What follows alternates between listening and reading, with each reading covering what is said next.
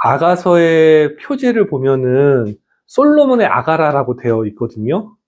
근데 이 새 번역을 보면 아가라는 게 아가를 의미하는 게 아니에요. 아기를 의미하는 게 아니고 가장 아름다운 노래라고 새 번역에 번역이 되어 있어요. 그리고 영어 번역을 보면은 Song of Songs, 노래들 중에 가장 최고의 노래라고 얘기하고 있거든요. 구약 성경을 보면 많은 노래들이 있습니다. 이스라엘 백성들은 하나님의 행하심을 경험했을 때 그들은 찬양을 했습니다. 첫 번째로는 출애굽의 모세의 노래가 있어요. 출애굽기 15장을 보면요. 홍해를 건넌 이후에 이스라엘의 승리를 찬양합니다. 사사기에는요, 드보라와 바락의 노래가 있습니다. 블레셋이 쳐들어온 위기를 모면했을 때 하나님을 찬양합니다. 사무엘 상에는요, 한나의 노래가 있습니다. 오랜 기도 제목의 응답, 사무엘의 출생과 봉헌 이후에 하나님을 노래합니다. 그런데요, 이 많은 노래 중에서 왜 아가서가 노래 중에 노래일까? 한번 답해 보시겠습니까? 사랑에 관한 노래. 예, 사랑에 관한 노래이기 때문에 맞습니다. 예. 그래서 제가 두 구절을 좀 살펴보려고 해요. 2절하고 5절이에요. 2절 한번 같이 읽어볼게요. 내게 입맞추기를 원하니 내 사랑이 포도주보다 나음이구나. 여기서 좀 주목할 것은요. 내라는 단어가 두 개 나오는데 하나는 아이고 다른 하나는 어이예요. 그래서 이걸 읽어보면요. 신랑이 여인을 향해서 입을 맞추려고 하는 그런 순간을 포착한 겁니다. 내게 당신이 입 맞추려고 하기 원하니 그것이 그 사랑이 포도주보다 달다. 그러니까 사랑에 대해서 얘기를 하고 있는 겁니다. 근데 그 사랑이 이 여인을 어떻게 바꾸는지 변화하게 되고 성장하게 되는데 그게 5절 말씀에 나와 있어요. 그 성장이라는 거는 그냥 외적 성장을 넘어서 정체성이 바뀌게 되는데 5절 말씀 한번 읽어볼게요. 예루살렘 딸들아 내가 비록 거무나 아름다우니 게달의 장막 같을지라도 솔로몬의 휘장과도 같구나. 여기 우리가 함께 예전에 불렀던 찬양 있죠. 그 찬양의 제목 있죠. 거무나 아름답대요. 검은색. 어떻게 보면 사람들이 혐오하는 색이거든요. 검다는 이유로 때로는 무시도 당하는 일들이 있어요. 근데 이거는 다른 사람이 그러는 것이 아니라 그 신랑에게 사랑받은 여인이 고백을 하는 겁니다. 나는 거무나 아름답다. 그러니까 내가 사람들이 볼 때는 게달의 장막 같을지라도. 그러니까 어떻게 보면 그 팔레스타인 사막의 베두인들이 허름한 장막을 치고 살잖아요. 그렇게 보일지라도 자기는요, 뭐 같다고요? 솔로몬의 휘장 같다고요. 솔로몬의 휘장이 뭐냐면 하나님의 성전에 성소와 지성소를 나누는 그 어떻게 보면 커튼 같은 천이 있습니다. 얼마나 화려하고 아름답게 만들었겠습니까? 그러니까 자기의 정체성을요, 거무나 아름답다고 고백할 수 있는 게달의 장막 같으나 솔로몬의 휘장 같다고 고백할 수 있는 이 정체성은 어떻게 보면 이 사랑의 입맞춤 안에서 가능하다고 여러분들께 말씀을 드리고 싶어요. 그러면서 아가서를 통해서 저는요, 이 여인처럼 우리도 사랑 안에서 자기 발견의 걸음을 걷자고 말씀을 드리고 싶어요. 우리 각자마다 신앙의 단계들이 있을 거예요. 근데 그것은 우열을 가리기 위한 것이 아니라 각자의 그 걸음들은 존중받아야 된다고 저는 말씀을 드리고 싶어요. 근데 누가 우리에게 입맞추시는지가 중요해요. 누가 다가와서 입맞추시나요? 우리 예배 때 입을 맞춥니다. 원래 예배에 사랑의 입맞춤이라는 시간이 있었어요. 초대교회에는. 거짓말 같죠? 예. 근데 서양 인사 보면 이렇게 약간 뺨을 대면서 인사하는 게 있는데, 근데 그거는 어떻게 보면 하나의 인사잖아요. 근데 진짜 입 맞출 때가 있어요. 언제냐면, 여러분, 성찬 때 입을 맞춥니다. 그리스도의 빵과 그리스도의 그 피를 우리가 먹고 마실 때 그리스도와 입맞추게 되는 거거든요. 근데 중요한 게 그리스도께서는요, 우리와 눈높이를 맞추셨어요.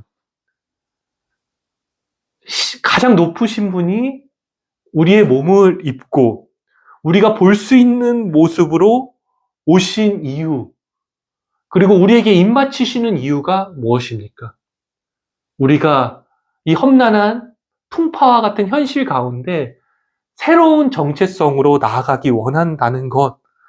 그래서 저는요, 첫 번째 우리의 정체성은 아마 장미꽃을 한번 생각해 보시면 좋겠어요. 장미꽃 같이 우리가 화려하게 꽃을 피웠으면 좋겠습니다.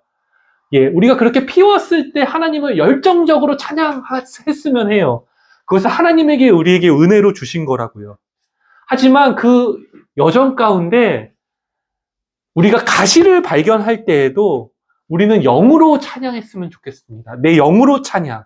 왜냐하면 우리 신앙의 여정이 영에서 시작해서 육으로 끝나지 않았으면 합니다. 내 가시를 발견하는 시간들을 통해서 우리는 그리스도와 사랑의 입맞춤을 하고 신앙적인 도약을 할 수 있는 시간인 것을 오늘 여러분들께 말씀을 드리고 싶어요. 그러면서 이러한 사랑의 여정에 가장 대표적인 인물로 저는 오늘 바울을 여러분들께 소개해 드리고 싶어요. 그리고 바울의 고린도 전서와 고린도 후서의 여정을 다루면서 여러분들에게 우리의 신앙의 여정이 얼마나 아름답게 장미꽃처럼 피울 수 있는지에 대해서 말씀드리고 싶습니다. 특별히 바울은 장미꽃같이 화려하고 열정적인 삶을 산 사람이에요. 그래서 제가 바울하면 두 가지 단어가 떠오릅니다. 하나는 탁월성, 두 번째는 열정입니다. 뭐라고요? 바울하면? 탁월성, 열정. 그 탁월함은 어디서 나오냐면요. 여러분, 신약 성경의 가장 많은 부분을 차지하는 게 바울의 글입니다. 바울은요, 복음을 너무나 잘 탁월하게 설명했습니다. 어떻게 보면 예수님의 말씀은 유대 문화의 뿌리를 뒀다면 바울은 그것이 온 세계로 나가기 위해서 그 당시에 문화 가운데 복음을 너무나 잘 설명해 주었습니다. 율법과 복음으로 명확히 나누어서 누구든 그 메시지를 들으면 명확하게 복음을 이해할 수 있게 남겨주었죠. 예, 그 복음을 잘 설명하고 자기 신념을 만들었을 뿐만 아니라요, 체계적으로 그것을 열정적으로 사역을 했습니다. 두 번째는 탁월성을 열정으로 표현했는데 바울이 몇 개 도시를 선교한지 아세요? 성경을 보면 사도행전에 13개 도시를 걷고 또 걸었습니다. 예, 그리고 선교 여정은 몇 킬로 되는지 아세요? 그 로드가? 예, 17,000km를 누비고 누기면서 자신이 체계화한 복음을 전하고 교회를 세웠던, 예, 그래서 그 자신의 정체성은 아마 자신이 정리한 복음과 세웠던 교회일 거예요. 그러면서 고린도전서 15장 10절에서 이것에 대한 자기의 정체성을 고백하거든요. 우리 함께 한번 찾아봅시다. 고린도전서 15장 10절 한번 찾아보시겠습니까? 고린도전서 15장 10절입니다. 진짜 이거 재밌어요. 자신의 정체성을 어떻게 보면 그 젊은 날의 그 화려함 가운데 어떻게 표현한지 한번 봅시다. 282페이지입니다. 찾으셨죠? 같이 읽어볼게요. 그러나 내가 나된 것은 하나님의 은혜로 된 것이니 내게 주신 그의 은혜가 헛되지 아니하여 내가 모든 사도보다 더 많이 수고하였으나 내가 한 것이 아니요 오직 나와 함께 하신 하나님의 은혜로라 라고 하고 있습니다. 자신의 정체성을 얘기하고 있는데요. 제가 첫 번째로 주목하고 있는 부분은 은근히 다른 사도들과의 경직의식이 담겨 있어요. 내가 다른 사도들보다 누구보다 열심히 했다. 또 그렇게 한 것은 그러니까 자신이 이룬 어떤 성취, 다른 사람들의 평가에 대해서 그것을 굉장히 자신이 받아들였다는 것, 자신의 정체성으로 받아들였다는 것을 얘기하고 있습니다. 그런데 거기서 끝난 게 아니라 탁월성과 열정이 신앙과 대치되는 것이 아니에요. 근데 그 결과에 대해서 그는 어떻게 하는 거죠? 하나님의 은혜라고 고백하는 부분도 여러분들이 오늘 좀 주목해 보시면 좋겠습니다. 나의 나됨, 나의 정체성은 어떻게 보면 내가 더 성공하고 더 탁월성을 드러내고 열정적으로 사역하는 사람일수록이요, 우리는 붙잡아야 됩니다. 하나님의 은혜를, 그 은혜를 붙잡으면서 더 겸손하려고 애써야 되고, 교만을 피하기 위해서 애써야 된다는 것. 우리는 바울에게서 그거를 배우는 겁니다. 그 장미꽃의 화려함, 그 탁월성과 열정이 신앙과 대치되는 것은 아니다. 하지만 우리가 그럴수록 더 은혜를 붙잡고 겸손하기를 구하는 그러한 심령이 되기를, 여러분도 그 여정을 걷기를 주님의 이름으로 축원합니다. 그러면서 두 번째 말씀드리고 싶은 것은요, 근데 그 여정이 고린도 전서에서 후서로 갈 때 바뀌게 돼요. 그 사랑의 여정이 있다는 거 여러분 기억하라고 말씀드렸어요. 내가 그냥 내 성취를, 이것은 하나님의 은혜로 하는 것에서 끝나는 것이 아니라, 바울은 다음 여정이 있었는데, 여러분들 고린도 후서 한번 찾아보시면 좋겠습니다. 조금 더 가셔가지고 고린도 후서 한번 가보실까요? 12장 7절. 네. 12장 7절입니다. 7절과 9절을 함께 읽을 텐데요. 먼저 7절 한번 읽어볼게요. 신약 298페이지입니다. 찾으셨나요? 7절입니다. 여러 계시를 받은 것이 지극히 크므로 너무 자만하지 않게 하시려고 내 육체에 가시곧 사탄의 사자를 주셨으니 이는 나를 쳐서 너무 자만하지 않게 하려 하는 것이다 라고 이야기하고 있어요. 저는 이 탁월성과 열정을 가지고 있었던, 그래서 어떻게 보면 화려한 꽃을 피웠던 바울이요, 그 고린도 후서에서는 자신 안에 육체의 가시를 발견하게 되는 겁니다.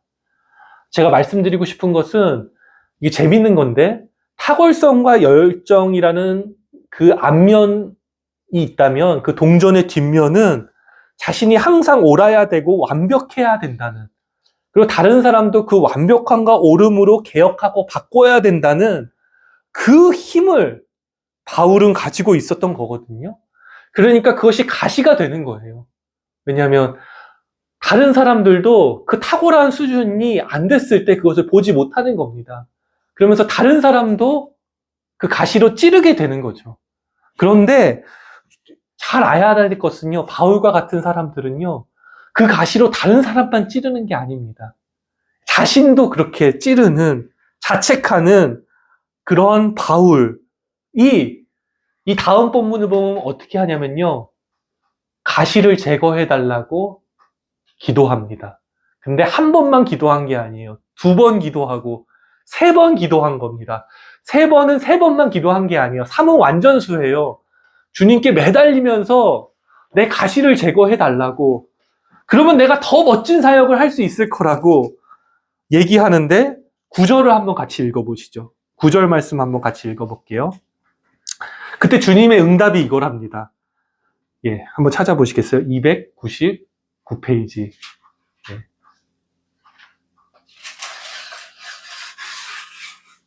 같이 한번 읽겠습니다. 나에게 이르기를 내 은혜가 내게 족하도다. 이는 내 능력이 약한 데서 온전하여 짐이라 하신지라. 그러므로 도리어 크게 기뻐함으로 나의 여러 약한 것들에 대해서 자랑하리니 이는 그리스도의 능력이 내게 머물게 하려 함이라 라고 이야기하고 있습니다. 그러니까 주님이 가시를 제거해달라고 하니까 응답하셨어요, 안 하셨어요? 내 은혜가 내게 족하다. 더 큰 은혜를 구하지 말라라고 말씀하시는 것을 볼 수가 있습니다. 그러면서 약한 데서 완전해진다라고 얘기하고 있어요. 그러니까 저는 이것을 다음 여정에서는요, 탁월함과 열정의 방향을 바꿔야 되는데, 그것은 뭐냐면 온전함으로 가는 여정을 걸어가야 된다고 생각합니다. 온전함이라는 것은 무엇일까요? 더 큰 성취를 받는 걸까요? 사람들에게 더 찬사를 받는 걸까요?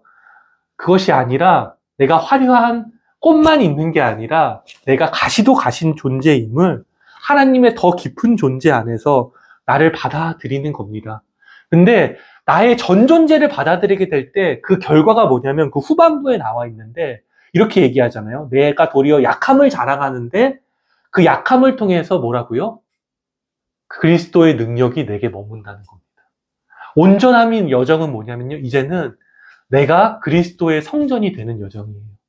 그리스도가 내 안에 머물도록 필요할 때만 주님을 사용하고 또 내 어둠에 있을 때는 주님을 외면하는 것이 아니라 나의 전 존재, 전 시간에 주님 앞에 머물도록 마치 에덴 동산에서 아담과 이브가 주님과 거느렀듯이 내 전 삶을 그렇게 살아가도록 그렇게 하는 것이죠. 그렇게 할 때 우리는 뭘 느끼게 되냐면 다시 한번 말씀드리지만 우리가 하나님의 성전이라는 것, 도리어 우리의 화려한 꽃과 또 그 가시 더 깊은 그 뿌리에 하나님이 거하시는, 언제나 거하시는 공간이 있다는 것. 우리가 그 공간에 닿게 될 때요, 우리는 뭘 느끼게 되냐면 내가 불성실할 때조차 하나님은 성실하게 우리 가운데 일하셨음을 고백하면서요. 우리는 이제 옳고 그름을 넘어서 그 옳고 그름을 품어가면서 유쾌한 에너지와 상상력을 가지고요. 어떻게 보면 다른 사람과 함께 거닐고 탁월함을 가지고 다른 사람들을 선하고 이롭게 할 수 있는 사람으로 세워질 수 있다고 여러분들께 말씀을 드립니다. 예. 그러면서 저는 이제 말씀을 드리고 싶은 게요. 이것을 위해서 저는 여러분들께 좀 권면하고 싶습니다. 우리도요, 항상 이 공간을 기억하면 좋겠습니다. 우리 깊은 곳에 하나님과 깊이 만나는 공간, 사랑의 입맞춤을 하는 공간으로 우리가 언제나 돌아갔으면 좋겠습니다. 그곳에서 우리는 거듭나 아름답다는 것을 고백하게 될 것입니다. 또 그 사랑이 우리 안에 배양되고 자리 잡도록 하면 좋겠는데요. 오늘 그것을 위해서 하나의 실천사항을 말씀을 드릴게요. 그건 뭐냐면 침묵입니다. 침묵은 이 바울과 같은 열정적이고 탁월한 사람들에게 다른 한편으로는 멈춤이라는 단어로 표현할 수가 있어요. 제가 다시 한번 말씀드리는데 탁월하고 열정적인 것은 좋은 거예요. 하지만 문제는 쉼을 주지 않는 것, 자신과 타자에게 가혹한 주인이 되는 것, 그 강박에서 우리는 우리 자신을 먼저 풀어줘야 되는데 침묵, 멈춤, 그것을 통해서 우리는 내 강박을 풀어주고요. 우리의 정체성을 더 깊은 곳과 닿아서 우리가 주님과의 사랑의 입맞춤 안에서 사랑받는 존재로, 하나님의 자녀로, 그리스도의 몸으로, 거룩한 성전으로, 하나님 나라를 위해 살아가는 사람으로 드려질 수 있다는 것, 여러분들 오늘 말씀을 통해서 기억하시기를 바랍니다. 말씀을 마무리하려고 합니다. 그리스도의 입맞춤을 통해서 우리의 정체성을 살펴봤습니다. 이 바울은요, 제가 애니어그램 1번과 MBTI, ISTJ와 ESTJ를 가지고 한번 설명을 해본 거예요. 높은 이상을 가진 장미꽃처럼 아름다움을 피울 수 있는 바울과 같은 분들은 멋지고요. 우리 안에도 그러한 부분들이 일부분 있다고 말씀을 드리고 싶습니다. 그런데요, 중요한 것은 우리의 정체성과 존재가 심리학적으로 정의하는 것에 끝나서는 안 된다고 말씀드리고 싶어요. 제 초점은 어떤 심리학적인 것이 아니라 나의 성취와 다른 사람의 평가보다 또 내가 중요하고 목숨을 거는 신념과 가치보다 더 중요한 정체성이 있다는 것. 우리의 깊은 곳과 맞닿을 때 우리는 하나님의 성전이고 하나님이 우리 안에 거하시는 공간이라는 것. 그래서 우리도요, 그 여정을 따라 바울과 같이 고백하는 날이 있기를 원합니다. 내가 도리어 내 약함을 자랑합니다. 도리어 내 약함을 통해서 그리스도께서 내 안에 머무십니다. 이 고백을 가지고 한 주간 하나님 나라를 위해서 나아가는 한 분 한 분 되시기를 주님의 이름으로 축원합니다. 다 같이 아멘 합시다. 아멘. 예, 우리 묵상 기도하도록 하겠습니다. 종인이래. 송이야, 너무 고마워. 아멘 잘해줘서. 우리 침묵하는 시간을 갖도록 하겠습니다. 한 3분, 4분 정도요. 우리 침묵하는 시간 가집시다. 나의 영혼아, 잠잠히 하나님 앞에 바라라. 구원이 그에게서 남이로다. 아멘.